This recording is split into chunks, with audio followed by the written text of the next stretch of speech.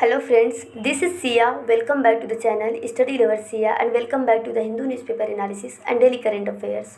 So friends, आज 1 जून का एक छोटा सा आर्टिकल है जो कि नाटो से है। ये GS paper 2 bilateral groupings and agreements and international institution से रिलेट होगा। और इसमें मैटर क्या है, दो नॉर्डिक कंट्रीज़ फिनलैंड और स्वीडन नाटो को ज्वाइन करने जा रहे हैं, जिसमें टर्की ने क्या किया, ऑब्जेक्शन किया। टर्की का क्या कहना है कि अगर ये दोनों कंट्रीज़ नाटो को ज्वाइन करने जा रहे हैं तो सबसे पहले से टर्की के कुछ डिमांड को पूरा करना पड़ेगा और उस डिमांड को पूरा करने के लिए इसे अपने रूल नियम को थोड़ी चेंजिंग लानी पड़ेगी। जो रूल नियम है तो वो रूल नियम क्या है या फिर उसका डिमांड क्या है। ये दो कंट्रीज़ फिनलैंड और स्वीडन पीकेके को क्या रखे, पीकेके को शरण दे रखे हैं। अब ये पीकेके है क्या, जिसे हम पूरा नाम इसका क्या, कुर्दिस्तान वर्कर्स पार्टी है। और ये एक ऑर्गेनाइजेशन है। कैसी ऑर्गेनाइजेशन है? कुर्दिश मिलिटेंट पॉलिटिकल ऑर्गेनाइजेशन है। ओके, तो इसे टर्की मानता है कि ये क्या है, टेररिस्ट ग्रुप है। ये टेररिस्ट ग्रुप है क्योंकि ये पीकेके ने क्या किया था, 2019 में टर्की के आर्म एक्सपोर्ट को बंद कर दिया था।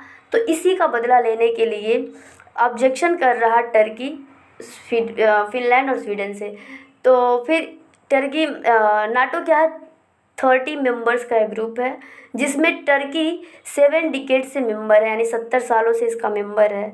तो टर्की कहता है स्वीडन और फिनलैंड को क्या करना चाहिए, जो ये पीकेके को सपोर्ट कर रहे हैं उसे बंद कर देना चाहिए और इससे रिलेटेड जो ग्रुप हैं उसे भी बंद कर देना चाहिए। तो यही है इस आर्टिकल में। आई होप कि आपको समझ में आया होगा। और जो हमारा मेन टॉपिक है वो क्या है, नाटो। नाटो के बारे में हमें समझना और नॉर्डिक के बारे में थोड़ा समझना। नॉर्डिक है क्या? नॉर्डिक कंट्रीज़ जो हैं एक जियोग्राफिकल और कल्चरल रीजन है। कहाँ पे? नॉर्थर्न यूरोप और नॉर्थ अटलांटिक में। तो ये दोनों क्या है, मतलब नॉर्डिक कंट्रीज़ यही हैं, जियोग्राफिकल और कल्चरल रीजन है नॉर्थर्न यूरोप और नॉर्थ अटलांटिक में। इसमें कौन कौन से कंट्री हैं? Denmark, Finland, Iceland, Norway and Sweden and autonomous territories of Faroe islands and Greenland और ऑटोनोमस रीजन ऑफ आलैंड। तो ये सारे इसके मेंबर्स हैं और इसकी एरिया क्या है, 6.126 मिलियन किलोमीटर स्क्वायर है। इसकी पॉपुलेशन क्या है, 2.74 करोड़ 2019 का है।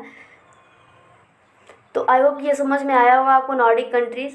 इसके बाद देख लेते हैं हम लोग नाटो। नाटो जिसका पूरा नाम नॉर्थ अटलांटिक ट्रीटी ऑर्गेनाइजेशन है, जो कि एक मिलिट्री अलायंस है और जिसे इस्टेब्लिश किया गया था नॉर्थ अटलांटिक ट्रीटी में के द्वारा। और इसे हम और क्या कहते हैं, वाशिंगटन ट्रीटी भी कहते हैं। और कब इसे इस्टेब्लिश किया गया था? अप्रैल में और 1949 में 1949 में इसे इस्टेब्लिश किया गया था। किसके द्वारा? यूनाइटेड स्टेट्स के द्वारा, Canada and several western European Nations के द्वारा इसे इस्टेब्लिश किया गया था। ओके, और इसे क्यों किया गया था इस्टेब्लिश? इसे कलेक्टिव सिक्योरिटी प्रोवाइड करने के लिए, किसके अगेंस्ट? सोवियत यूनियन के अगेंस्ट कलेक्टिव सिक्योरिटी प्रोवाइड करने के लिए। और इसमें टोटल करेंटली कितने मेंबर्स हैं? 30 मेंबर्स, 30 मेंबर स्टेट्स हैं इसमें। जब ओरिजिनल मेंबर स्टेट्स इसमें कौन कौन से? Belgium, Canada, Denmark, France, Iceland, Italy, Luxembourg और नीदरलैंड, नॉर्वे, पुर्तगाल एंड यूनाइटेड किंगडम और यूनाइटेड स्टेट्स हैं। तो ये 12 कंट्रीज हैं जो कि ओरिजिनल मेंबर्स हैं, यानी इसे जब इस्टेब्लिश किया गया तभी के हैं। फिर इसके बाद अभी इस चीज़ को हम लोग समझेंगे कब को कौन सी कंट्री से फिर ज्वाइन की बाद में। ये तो ओरिजिनल थे, अब फिर इसे हम लोग समझेंगे इमेज के द्वारा। और फिर यहाँ पे जो इसका हेडक्वार्टर है वो कहाँ पे? ब्रसेल्स बेल्जियम में है। ब्रुसेल्स बेल्जियम में है। और जो एलिड कमांड ऑपरेशंस, इसकी एलिड कमांड ऑपरेशंस का जो हेडक्वार्टर है वो मॉन्स बेल्जियम में है। ओके, अब यहाँ पे हम लोग देख लेते हैं कि कौन सी कंट्री कब कब इसे ज्वाइन की। यहाँ पे पूरा 1949 जब इसका एस्टेब्लिशिंग हुआ तो ये सारी कंट्रीज़ हम लोग देखें, 12 कंट्रीज़ टोटल हैं। और फिर यहाँ पे जो है 1952-90 में इस 4 कंट्री ज्वाइन किए इसे। फिर 1999 में ये 3 कंट्री से ज्वाइन किए। फिर इसके बाद 2004 एंड 9 में इसे इतने कंट्री ज्वाइन किए। तो इस तरीके से मतलब यहाँ 2017 में इतने कंट्री ज्वाइन किए। तो इस तरीके से ये टोटल मिलाकर के कितने कंट्रीज़ बन जाते हैं, 19 कंट्रीज़ 30 कंट्रीज़ होते हैं। टोटल कितने कंट्रीज़ होते हैं, 30 कंट्रीज़। अब इसका ऑब्जेक्टिव क्या है ये देख लेते हैं। नाटो का जो प्रमुख ऑब्जेक्टिव है ना वो क्या है, मतलब इसके जो मेंबर हैं उन्हें क्या प्रोवाइड करवाना, उनकी फ्रीडम और सिक्योरिटी को सेफगार्ड रखना, यानी सुरक्षित रखना, उनकी फ्रीडम और सिक्योरिटी को सुरक्षित रखना इसका प्रमुख उद्देश्य है।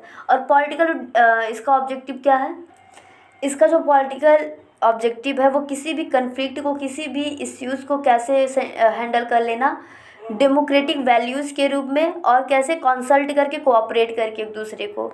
और इसका जो मिलिट्री ऑब्जेक्टिव क्या है वो क्या है, पीसफुल रिजोल्यूशन।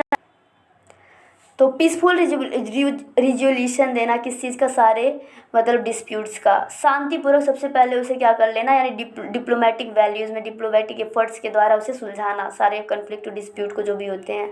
और इसके बाद अगर ये फेल हो जाता है, डिप्लोमेटिक एफर्ट्स फेल होता है, तो फिर क्या करता है मिलिट्री पावर, क्या करता है तब ये अपना पावर यूज़ करता है, यानी मिलिट्री पावर यूज़ किया जाता है। जिसका क्या मानना है कि अगर इन 30 मेंबर हैं, जो 30 मेंबर हैं इसमें, इन 30 मेंबर में से किसी एक मेंबर यानी किसी एक देश पे कोई भी एक देश क्या करता है, अटैक करता है, तो ये सारे 30 मेंबर मिल करके उस अकेले देश पे क्या करेंगे, अटैक करेंगे। ओके, तो बस ये छोटी सी इन्फॉर्मेशन थी इस नाटो के बारे में। आई होप कि आपको समझ में आया होगा। Thanks for watching this video. Thank you.